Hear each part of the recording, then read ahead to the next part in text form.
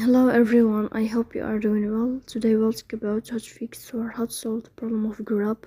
We click on settings.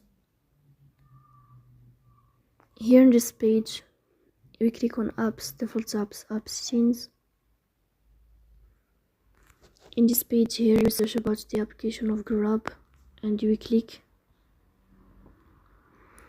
In this page of app info, you will go to first stop and you will click OK.